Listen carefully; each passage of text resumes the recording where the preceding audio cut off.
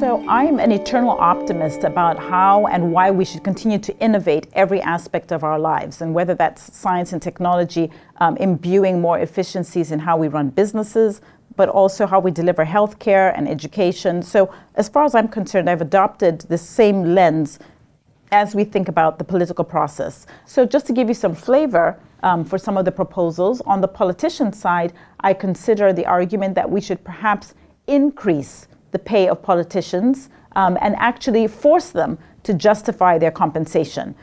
Singapore is a great example of this model. In Singapore, the head of state, the prime minister, earns over $1.4 million a year in compensation. But to me, what's even more interesting is that the ministers who are responsible for education and healthcare and infrastructure, etc., earn 30 to 40% bonuses based on certain metrics and outcomes. So how GDP performs, whether life expectancy increases, whether inflation declines. I think that that is a very interesting model for us to explore, because I think it could impose discipline. By the way, a discipline around reward for performance, which we already see, and it applies to many of us as we work in the private sector. So certainly worth for consideration. I think that that could actually force politicians to think a little bit more long term. Another proposal on the politician side is to basically think about minimum standards for politicians. And this is an idea that really, for me, stuck out as I thought about how the British Parliament looked back in the 1950s and 60s. In that period, the average age was higher, on average about 60 years old.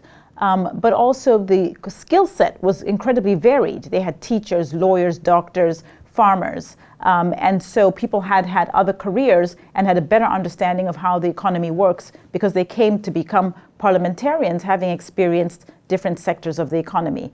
Today, to some of the citations that I referenced in the book, the average age is closer to 40 years old. And many politicians actually have no experience except having been professional politicians. And I think that that can be quite a disservice in terms of not really understanding the complexity of how an economy works. A third, I'll just very quickly give you one more example of how, or what we might consider in terms of politicians, is we might think about extending the terms of political office. This is essentially to get away from this idea of having elections every 2 years, as we do in the United States. Mexico is an example of a country where the president is in office only once for 6 years. And so I think you get away from this desire for politicians to constantly court or tempt and try to seduce voters with policies that may be short-term appealing, but over the long term are incredibly damaging for the economy and ultimately for generations to come.